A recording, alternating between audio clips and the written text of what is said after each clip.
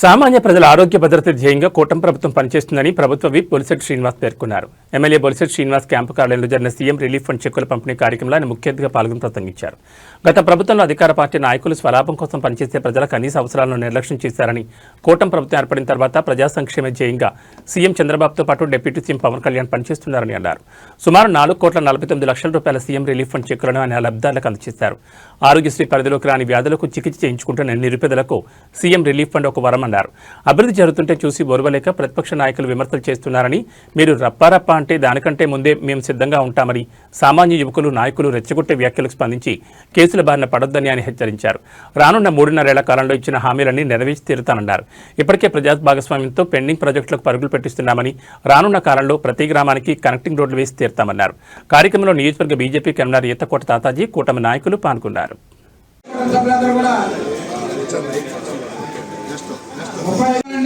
కంపల్సరీగా సంతకాలు పెట్టి వెళ్ళాలి. అది గ్రూప్ ఫోటో ఒకసారి తీసి మీరు భాస్కర్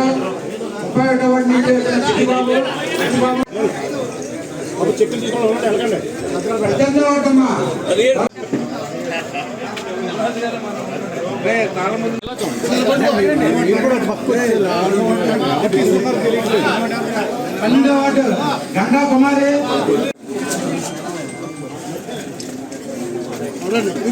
4వ వార్డు రమాదేవి, వచ్చిన రమాదేవి, అలాగే తెలుగుదేశం బీజేపీ నాయకులు కూడా వచ్చారు.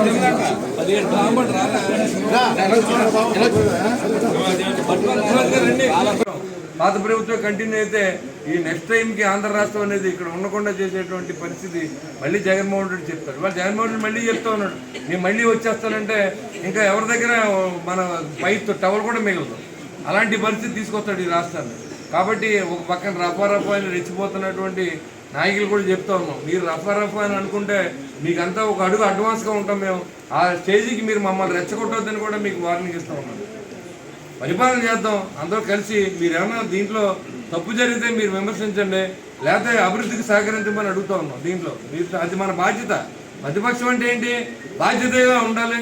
మీరు కనీసం సభలకు రారు, ఎక్కడ కనీసం వచ్చి అక్కడ మాట్లాడరు. ఏ బిల్లుని ఏం జరుగుతుందో కూడా మీకు తెలీదు. ఏదో మీడియాలో చూసి 11 మంది కూడా రారు, వాళ్ళు మళ్ళీ ప్రెస్ మీట్లు పెడతారు. సిగ్గులేని పార్టీ వైసీపీ పార్టీ. కాబట్టి అది గుర్తుపెట్టుకోండి అందరూ. మనందరూ కూడా వాళ్ళు మీలో మనలో లోపాలు ఉన్నాయి, మీరు చెప్పండి. మీ లోపాలు ఉంటే సర్దుకుంటాం. మంచి చేద్దామంటే సహకరించండి, కలిసి పనిచేద్దాం. మీకు అవకాశం ఇస్తే మీరు పోటీ చేయండి, నెగ్గండి, తప్పులేదు. ప్రజల్లో మార్పు తీసుకురండి, మంచితనంగా తీసుకురండి. అంతేగాని గంగాలమ్మ జాతర వేటపోతులు వేస్తూ ఉంటే భయపడేది ఎవరు లేరు. అందరూ ఆ స్థాయి నుంచి వచ్చిన వాళ్ళే. కాబట్టి మీరు చాలా జాగ్రత్తగా మాట్లాడాలని చెప్పి మీకు మళ్ళీ నేను తెలియజేస్తా ఉన్నా. అదేవిధంగా ఈరోజు ఈ సీఎం రిలీఫ్ ఫండ్ చెక్స్ ఇన్ని ఇచ్చినందుకు ఆ భగవంతుడి ఆశీస్సులో చంద్రబాబు నాయుడు గారు మరింత ఐశ్వర్యాన్ని ఆయనకి ఇవ్వాలని, అదేవిధంగా పవన్ కళ్యాణ్ గారికి, నరేంద్ర మోడీ గారికి మీ ఆశీస్సులు ఇవ్వాలని మనస్ఫూర్తిగా కోరుకుంటూ, ఇదే విధంగా ఈ పరిపాలన ఇలాగే కొనసాగుద్ది, ఎలాంటి తేడా ఉండదు. మీకు ఏ కష్టం వచ్చినా మీకు అందుబాటులో ఉంటాం. మీ కష్టాన్ని తీర్చే బాధ్యత నేను తీసుకుంటానని తెలియజేసుకుంటూ సెలవు తీసుకుంటాను.